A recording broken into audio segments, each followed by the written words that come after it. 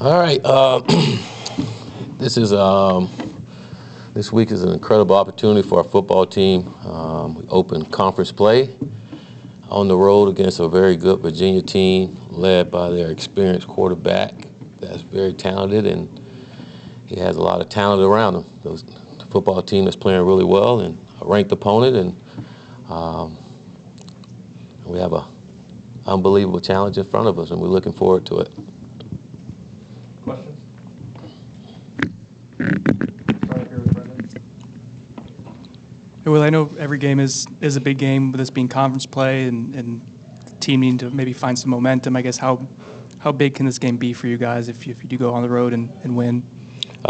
It's big for a lot of reasons, for where we're trying to go with our football program, for what we're trying to accomplish as team goals, and winning the conference. So the conference games are always important. Every game is important. The conference game is even more important for accomplishing some of the goals that you want to accomplish, and then just with us as a football team and where we're trying to go and continue to build it, it can add much needed momentum and to our football team. All right. Willie, talking to the few players we talked to after the game and just seeing the emotions on the field, it seemed like there were some mixed emotions, happy to get a win, but know they could play better. What were guys like on Sunday, and what was your message to them? The same thing I told them Saturday night after the game. We're going to respect and appreciate every win we get, and by no means we're happy with the way we played. I think you've seen some of those emotions because guys know we can play better and know we have to play better. But we're going to appreciate the win and continue to move forward. Coach, some of the biggest issues from Saturday, such as turnovers and penalties, it seem like there have been things that you've been pretty much harping on since you've gotten here. I guess when you see those things continue to be issues, what's your reaction to it, and why do you think maybe the improvement that you have in practice doesn't translate to games? Well, I hate to sit here and say that it's just because it's a different team. Last week, those penalties and those things weren't much of an issue. This past week, it was.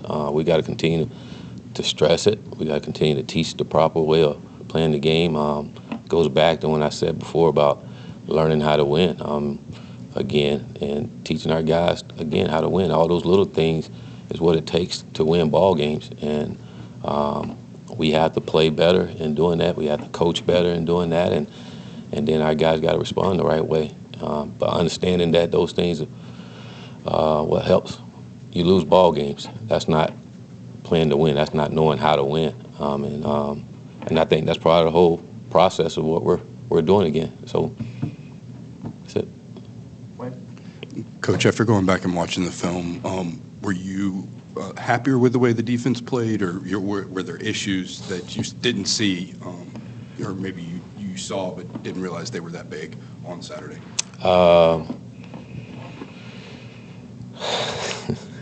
No, I wasn't happy with the way our defense played. I don't think anyone was happy. I don't think our defense was happy, or anyone associated with Florida State football was happy with the way our defense played. We have to play better. We have to find ways to make sure we fix the problems and make sure we put our guys in the best position to make plays. Go, Jerry, on your left. Coach, as a follow-up to that question, we've looked at a team that had played a 4-3. Now it's gone to a 3-4 a little bit. You tried to work that in there this spring and fall. Are you seeing any? You think that it's taken away from your practice time on one or the other, or do you see any maybe paralysis by analysis of players trying to do the right thing for what they're in? No, I don't want to put this on a just 3-4 or the schematic thing. If you really paid attention to the game last week, we didn't run a lot of 3-4. We ran a lot of 4 down, so I wouldn't necessarily say that's a struggle in what we're doing. Because a lot of the plays that we got beat on, we was in 4 down. So we just got to call and run the defense the way we say we're going to do it, and allow our guys to make plays and make sure we're coaching them up and they're in the gap and making sure that we're holding guys accountable, everyone accountable to doing their job. Go back over to Deshaun. Coach, when the defense is struggling like it is there a point where you start to consider doing things such as maybe potential personnel or staff adjustments? Well, you're always evaluating your team. You got to always evaluate it and make sure you got the right guys in there. And if guys continue to make mistakes, shame on you if you allow them to continue to play. But you're always evaluating your roster and making sure that you do the right thing for your team and going to put you in the best position to win. I've got other topics to bring up, but since we're talking about the defense, in terms of what the feedback from the coaches, the assistant coaches, is it just that things aren't carrying from the practice field to the games? Are these new issues during games, or what kind of feedback are you getting from the assistant coaches? I think it's a little bit of both, and we got to find a way to make sure we correct those things, of getting things that we did in practice or correction that we made on the sideline, making sure that we get it corrected in the game when we're actually playing. So I think it's a little bit of both. I think not carrying over from practice and not carrying over from the correction that we made on the field, and then again making sure that we have the right people in the right place and doing the right things. So I think it's a little bit of everything. Willie, you guys have struggled a little bit in time possession, especially in the second half, it seems like. Mm-hmm. And Virginia, traditionally, last year was one of the top teams in the country controlling the football, converting third downs. Outside of, obviously, converting more third downs on offense and then stopping on defense, is there anything else you can do in-game to hopefully mitigate that issue? Yes, don't turn the ball over. When you turn the ball over, you lose possessions, and you turn the ball over and then you don't get first down, you're losing more possession. So I think just playing better on the offense side of the ball and on both sides of the ball, that'll happen. Aslan, to the back. Right now, currently, is it more important to show the players to remain consistent in your guys' approach, or to show them that changes have to be made in terms of the way you're going to approach practice so that the mistakes that have been occurring the last 2 weeks stop happening? We gotta, as coaches, again, evaluate what we're doing and making sure we got the right people in there and make the right corrections that we need to. And if guys can't correct them, then you put the guys in that can do it. But like I said, we're always evaluating. We're always going to try to do what's best for our football team, and that's going to give us a chance to win. So whatever it takes, that's what we're going to do. Virginia's quarterback's really athletic, does a lot of damage with his legs. Was it helpful to go up against a running quarterback in the game right before that, to where you can see what the issues were with that and maybe get them fixed for the next game? I don't think necessarily the running quarterback was the issue last week. I guess it helped a little bit. He didn't run as much as he could have probably. I think again, what's going to help the issues is we're being fundamentally sound and doing our jobs and making sure that we have a really solid game plan and stopping them. Ira? Willie, with Ryan Roberts getting hurt, I guess if you could just update how he's doing, and then also how did Abdul play in his absence? Ryan's back. I'm not sorry, Ryan. I'm sorry, Juwan. I got you. Juwan is, again, he had the same thing I told you guys after the game. He had an ankle sprain, and we'll see how he heals and see how he goes this week, and hopefully he heals well and get back. But if he don't, I thought Bello came in and did a good job replacing him and helping our football team.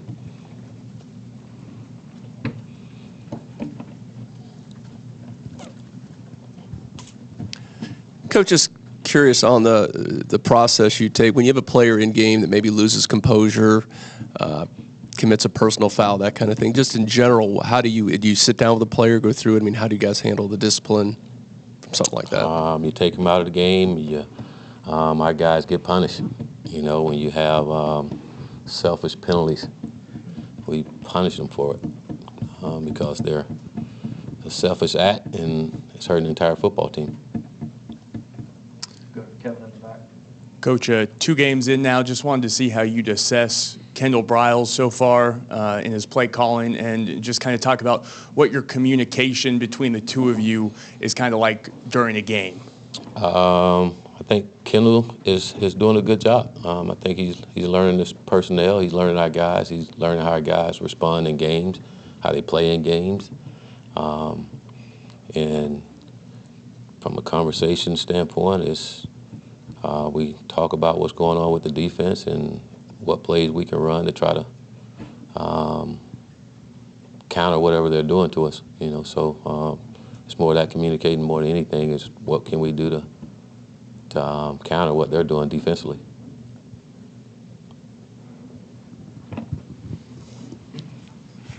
Corey? Through 2 games, Willie, how would you assess how James has played? Did he play better on Saturday than he did the week before? Did he make better reads for you? Yeah, he did. James played well on Saturday. He graded out higher than he did the week before, and he did make better reads than what he did the week before, and so he played well. Jerry? Coach, your special teams had shown great improvement this year. What would you attribute it to? I think our coaches and players committing themselves to special teams and committing themselves to try to make it special. We constantly talk about how many athletes we have on our team. There's no reason for us not to be really good on special team, but I think it's more of our players are taking pride in special team, wanting to be on special team, and beating down Coach Snyder's door to try to get on special teams. And I think whenever you have young people that's passionate about special team that way, then good things happen for you. And our coaches are doing a good job of coaching it as well.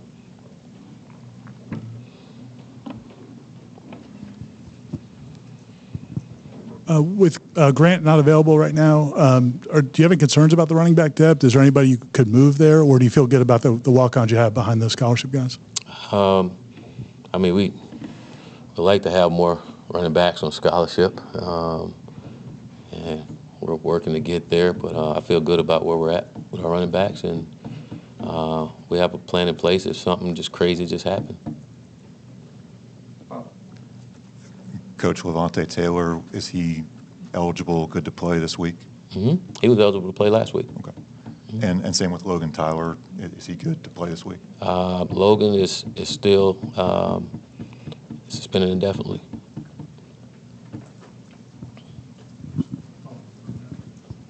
It seemed like Tommy punted well, and the kickoffs were good from Growth House. How pleased were you with that? Very pleased. I was more pleased that those young men went in the game and took advantage of an opportunity that was presented to them, and they were ready for it, and they stepped up and contributed to helping our football team, and that's what it's all about. Two guys that wasn't necessarily or didn't think about playing and felt like they were going to play, and they wasn't rattled or anything. They just went in and did their jobs and did a pretty good job with it. I was really impressed with them.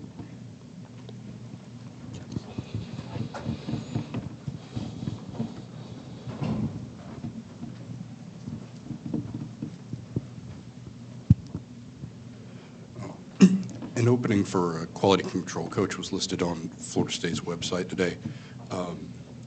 Is that a new position, and are you looking for somebody on a specific side of the ball? No, it's a position that we just opened again. It was open earlier, and we opened again, and we looking to get a good coach. Anything else for Coach Taggart?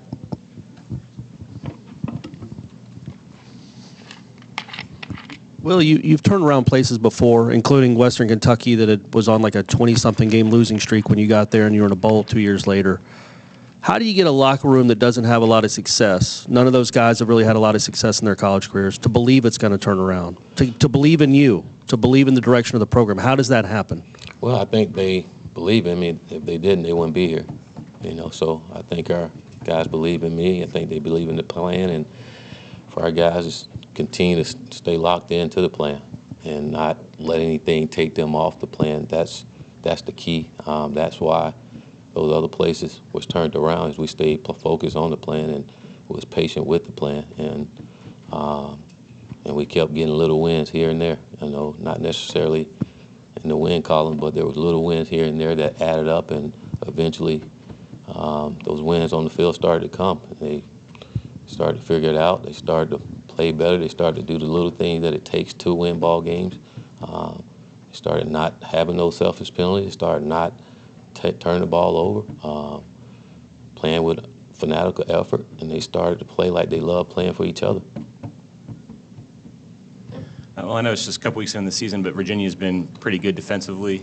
What do you see from them, and what kind of challenges do you think they might present? They're well coached. You know, they got some talented guys in the secondary. Up front, they're strong. Linebackers are big and strong, physical, but they're well coached and they play hard.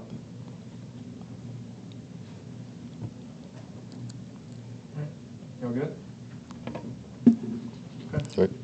All right, ready. See y'all.